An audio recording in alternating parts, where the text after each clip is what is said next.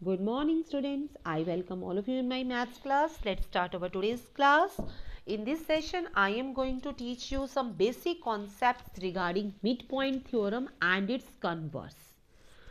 अब मैं आपको बताने वाली हूँ कि मिड पॉइंट थ्योरम क्या होती है और उसको सम में आपने कैसे यूज़ करने हैं, क्योंकि ये बेसिक कॉन्सेप्ट्स इतने इंपॉर्टेंट हैं कि बेटा इसके बिना हम 8.2 एक्सरसाइज कर ही नहीं सकते. तो first of all let's start with mid point theorem.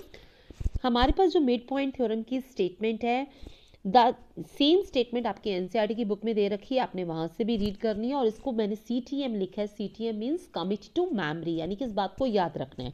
The line segment joining the midpoints of two sides of a triangle is parallel to the third side and in length it is half of the third side. Mid point theorem हमें क्या कहती है कि ये हमेशा triangle के लिए applicable होती है. किसी भी ट्राइंगल में अगर दो मिड पॉइंट्स दे रखे हैं दो साइड्स के, तो उनको ज्वाइन करने वाली लाइन हमेशा थर्ड लाइन के पैरेलल होती है और लेंथ में हाफ होती है. ये रिजल्ट है मिड पॉइंट थ्योरम का, जो हमें अच्छे तरीके से याद करना है और यूज़ करना सीखना है, क्योंकि जो हमारे सम्स हैं वो इन्हीं रिजल्ट से निकलने वाले हैं. मैं एक बार दोबारा आपको बताती हूँ. मिड पॉइंट थ्योरम एप्लीकेबल होती है ट्राइंगल के लिए और हमारे पास टू साइड्स के मिड पॉइंट गिवन होने चाहिए. अगर दो साइड्स के मिड पॉइंट हैं तो उनको ज्वाइन करने वाली लाइन हमेशा थर्ड साइड के पैरेलल होगी और लेंथ में क्या होगी, हाफ होगी. मैं अभी आपको कॉपी के ऊपर भी ड्रॉ कर कर दिखाती हूँ, जिससे आपको ये कॉन्सेप्ट ज़्यादा क्लियर हो जाएगा कि मैं आपको क्या कह रही हूँ, क्योंकि आपको ये चीज़ें बेटा बहुत अच्छे तरीके से समझनी है. क्योंकि जब तक आप इसको नहीं समझेंगे और आप इसको यूज़ नहीं करेंगे तब तक ये आप 8.2 अच्छे तरीके से नहीं कर सकते. अब आप मेरी कॉपी में देखेंगे मैंने आपको क्या बोला है. मैंने आपको अभी बोला है कि मिड पॉइंट थ्योरम है वहाँ पर एप्लीकेबल होती है जहाँ पर हमारे पास क्या दिया होगा, हमारे पास एक ट्राइंगल दिया होगा और ये ट्राइंगल के लिए ही एप्लीकेबल है. तो हमारे पास किसी भी तरह का ट्राइंगल हो सकता है, चाहे वो राइट ट्राइंगल हो, चाहे वो एक्यूट ट्राइंगल हो, चाहे वो हमारे पास एब्ट्यूज ट्राइंगल हो, किसी भी तरह का ट्राइंगल हो.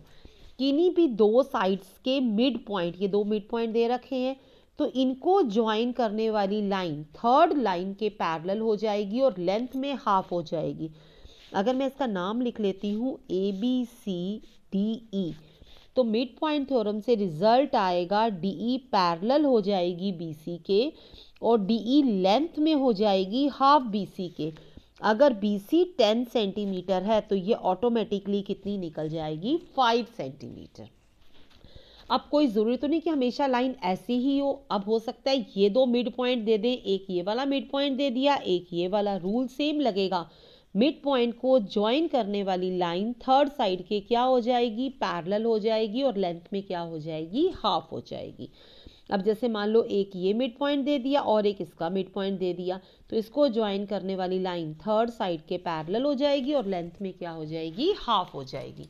तो इस रिजल्ट को हम क्या बोलते हैं, मिड पॉइंट थ्योरम. इसमें कंपल्शन क्या थी, इसमें कंपल्शन थी कि नेसेसिटी क्या थी इसकी कि एक ट्राइंगल होना चाहिए और दो मिड पॉइंट होने चाहिए. अब कन्वर्स में क्या होगा, जहाँ पर हमें कन्वर्स और मिड पॉइंट थ्योरम लगानी है, कन्वर्स के लिए हमें क्या करना है, कन्वर्स में ट्राइंगल तो होगा ही होगा लेकिन मिड पॉइंट एक होगा. उसमें दो मिड पॉइंट हैं, इसमें मिड पॉइंट एक होगा और लाइन पैरेलल होगी. उसमें दो मिड पॉइंट थे, इसमें कन्वर्स में क्या गिवन होगा, एक मिड पॉइंट होगा और एक लाइन पैरेलल होगी. तो जो दूसरा पॉइंट है वो क्या बन जाएगा, मिड पॉइंट बन जाएगा. The line drawn through the midpoint of one side of a triangle parallel to the another side bisect the third side. AF is equal to FC, यानी F इसका मिड पॉइंट है तो ये वाला part इस part के क्या हो जाएगा, इक्वल हो जाएगा. अब इसको भी आप मेरी कॉपी में देखेंगे. मान लो हमारे पास कोई भी किसी भी तरह का एक ट्राइंगल दे रखा है और मेरे पास एक मिड पॉइंट दे रखा है और उस मिड पॉइंट से एक लाइन पैरेलल दे रखी है, यानी कि दो चीज़ें गिवन होनी चाहिए. एक हमारे पास क्या गिवन होना चाहिए, मिड पॉइंट और एक लाइन पैरेलल. तो वो थर्ड साइड को जहाँ पर इंटरसेक्ट करेगा वो भी मिड पॉइंट बन जाएगा, यानी कि ये वाला पार्ट इस पार्ट के इक्वल हो जाएगा. तो स्टूडेंट्स आपने ये दोनों थ्योरम्स बहुत अच्छी तरीके से अपनी एनसीईआरटी में से पढ़नी है। 8 पॉइंट आपने मिड पॉइंट थ्योरम भी पढ़नी है, और कौन सी थ्योरम करनी है, converse of mid point theorem भी करनी है। और इसको आपने स्टेटमेंट से एक तरह से इसको क्रैम करना है, याद करना है अच्छे तरीके से, स्टेटमेंट को याद करना है, ताकि हमें पता हो कि कहाँ पर हमें कौन सी थ्योरम अप्लाई करनी है।